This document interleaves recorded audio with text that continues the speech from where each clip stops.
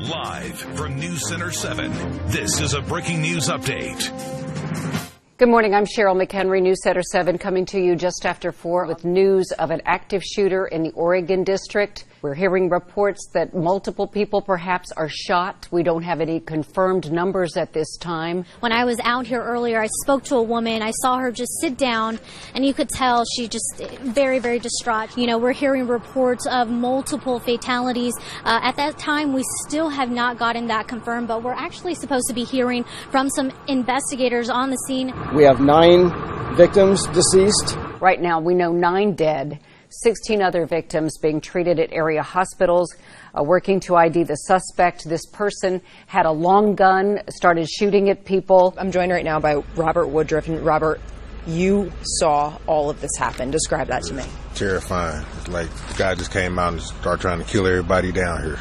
Gabby Enright has joined us now. What are you learning? This is just a terrible tragedy. I like so many people, Cheryl, I was waking up to the news, and I'm getting these alerts on my phone, and I'm in shock. You and I have worked here a very long time. I cannot remember this scale of violence.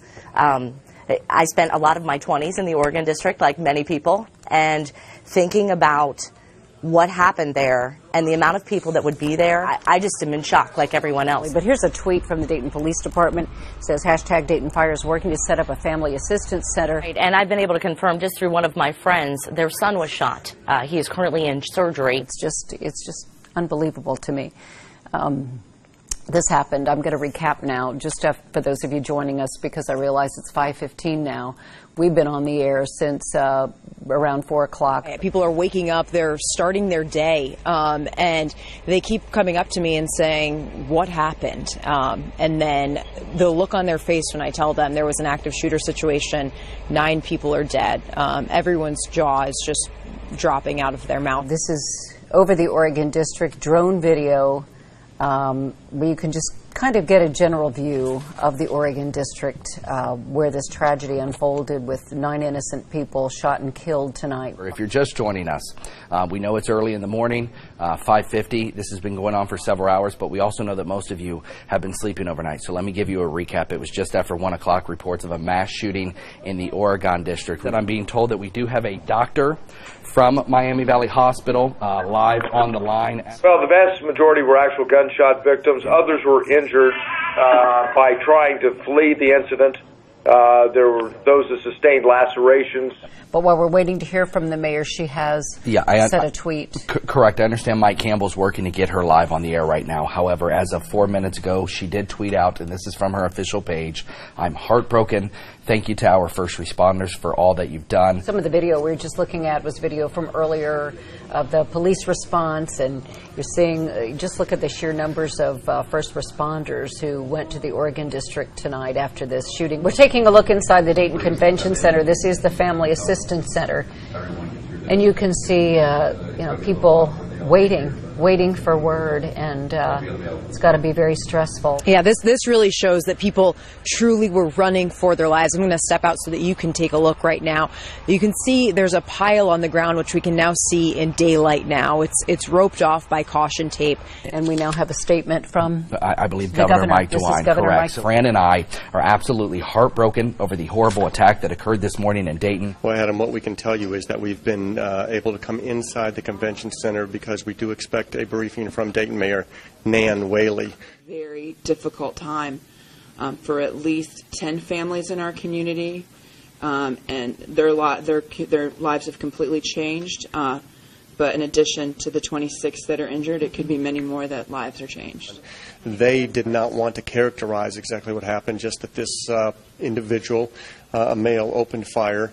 They didn't say exactly what type of rifle. They just called it a high-powered rifle. And I believe it's Jay Williams, and they were at Hannah's Bar as the shooting happened. And the guy who was running the show came in on stage and said he had to cut the show early because there was a shooting going on in the Oregon district, and that 5 people at the time had been shot, and that we all needed to evacuate. I'm like, okay, so 5 people have been shot. I'm like, that's crazy. And now that we're seeing people come out, it has been horrific to watch them get the news about their loved ones. I know one person came out just wailing, saying that their loved one had died. That is a snapshot of the mass shooting that happened about 7 hours ago right here in the Miami Valley. We're talking about the very popular downtown Oregon district on what was a beautiful Saturday night into Sunday morning. We have a total of 10 dead. 9 of those are victims. 1 of the dead is the shooter, again killed by police in less than 1 minute. Mike Turner has 2 daughters. Jessica's 27. Carolyn is 25. I don't know which daughter he's referring to. They're both fine young women. One of them in law school. The other one, I think, just joined the military to go to medical school, I believe. So here's what I've been able to find out in just the last couple minutes going through my notes right here. According to this doctor, 9 patients came here to Grandview Medical Center, and the emergency room team here on duty at the time had 1 to 2 minutes notice that they were on the way here. Well, I think the biggest challenge was the initial receipt of that many victims in a short period of time. However, as I said, that went, in my opinion, extremely well. In the last 15 to 20 minutes, almost all of them overcome with emotion, declining to speak with us, but confirming that they have heard the worst news imaginable, which is that a family member or friend of theirs was lost in this horrific shooting.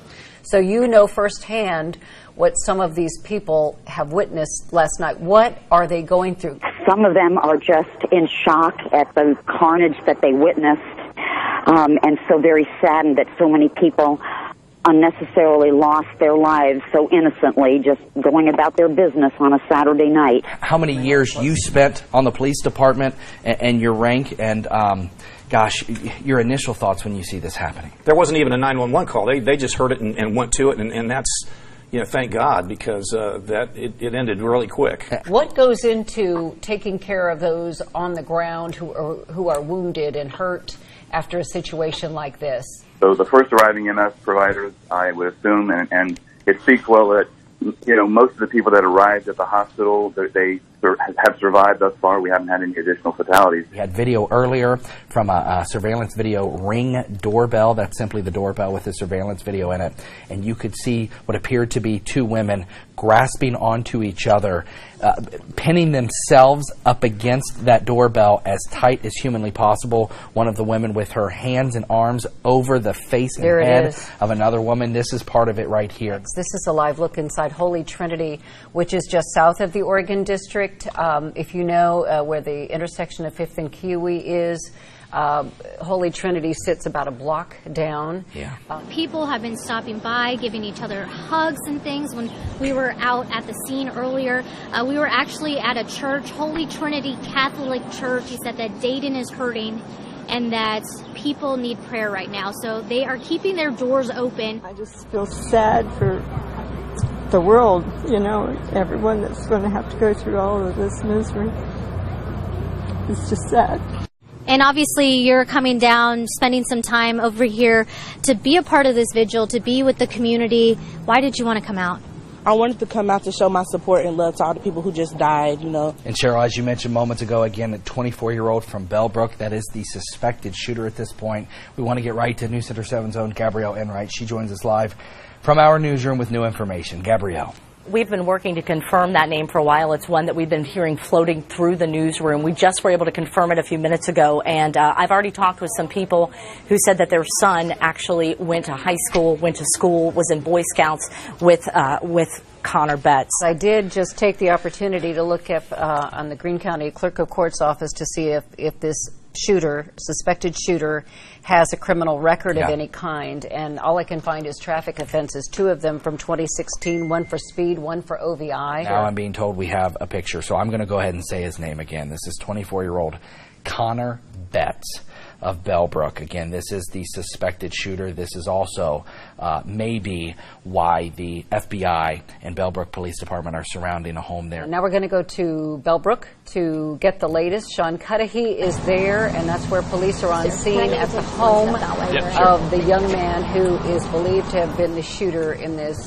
What are you guys doing out here this afternoon? This is connected to the events that happened in downtown Dayton early this morning.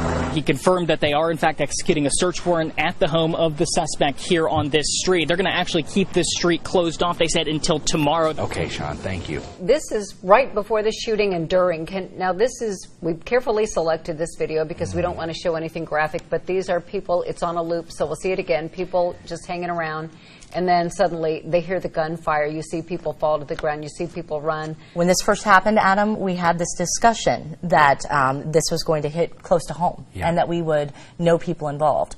I never in my wildest dreams thought that I would actually know someone that was familiar with the shooter. We now want to show you this video. This is early this morning. I believe Mike Campbell said maybe around 7:30 or 8 this morning. This is the reaction. This is one example of a reaction of people showing up at the Dayton Convention Center, which is where they were told to go, Gabrielle, to learn if their family or friends were involved in this. But I did, just a couple of minutes ago, talk with a man who said he's known him for 20 years. We want to go ahead and play you that interview.